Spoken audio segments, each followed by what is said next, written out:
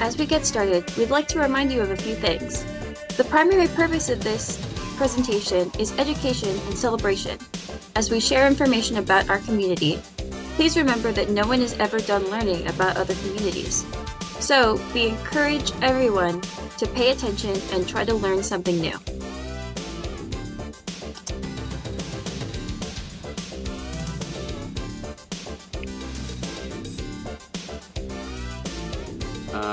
I would say that to me, being queer means just loving myself for who I am and who I love.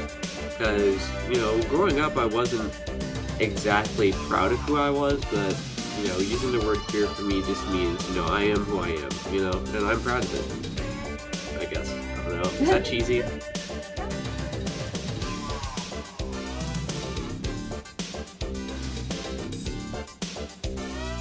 If you've ever taken an English class, you'll know that a pronoun is any noun that is used in the place of another noun or a name. But personal pronouns are an important part of identity and self-expression. Using someone's preferred pronouns is an essential part of basic respect.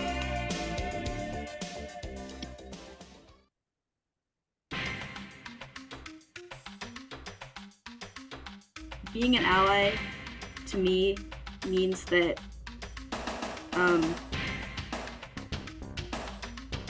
to just,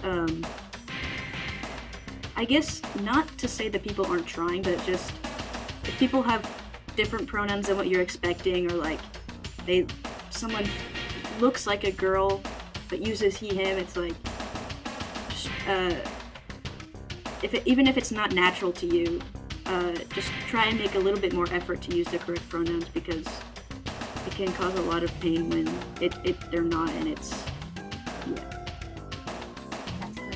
We would like to remind students and faculty alike about some important topics about student rights. Schools should not be blocking websites providing information and resources on LGBTQ+ related topics or issues, such as GSA Network or the Trevor Project's websites. Teachers are legally required to use a student's preferred pronouns and preferred name if asked.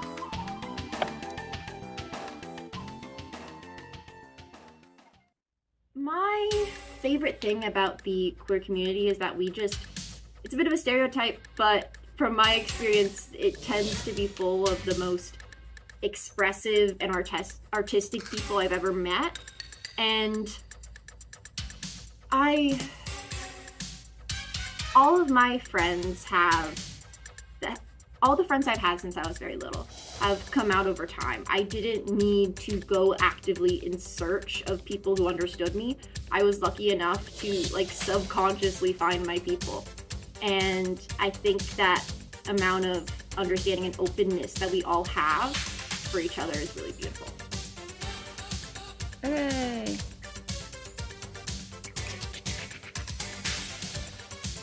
In the 2024 legislative session, the ACLU is watching 515 anti-LGBTQ laws in approximately 40 of the 50 states.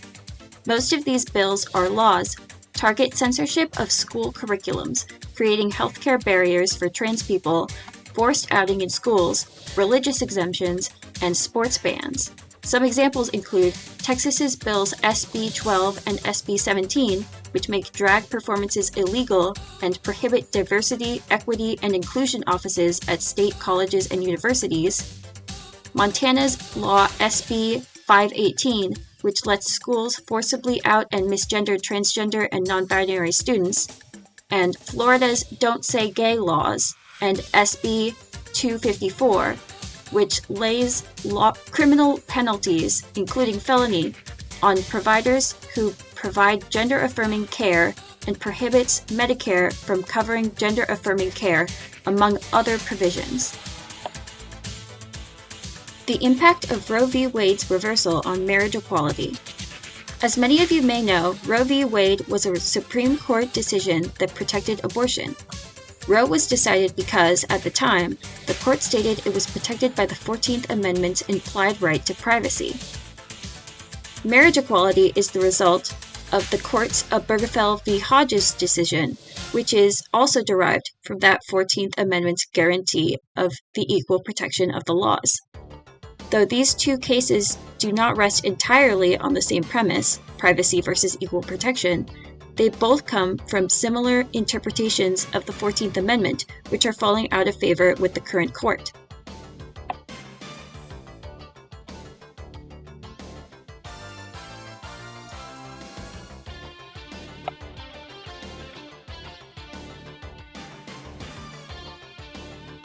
I just wish that in general, I just wish that in general people at the school, in the school itself, would just take our concerns more seriously, because a lot of students just think like it's okay to just say stuff about us, like whatever, who cares, but also the administration oftentimes just doesn't really view our concerns as being very important.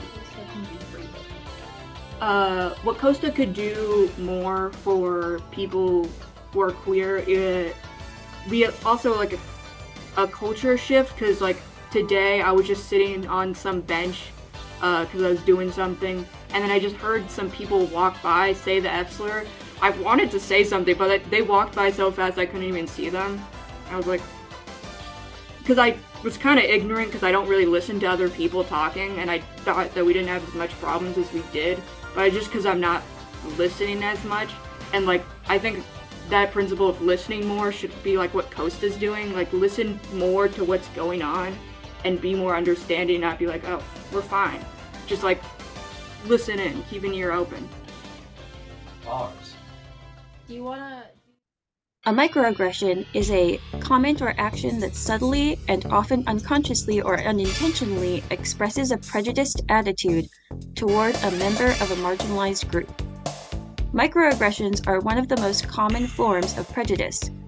Remember that just because the language you use isn't a direct or isn't a slur, does not mean that it cannot be hurtful or hateful.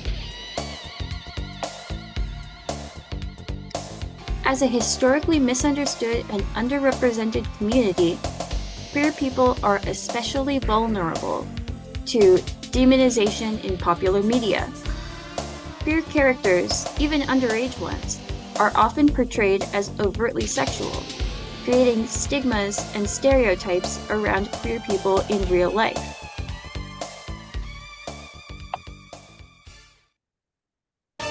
Join us in the Mustang Mall today during office hours for Pride Palooza.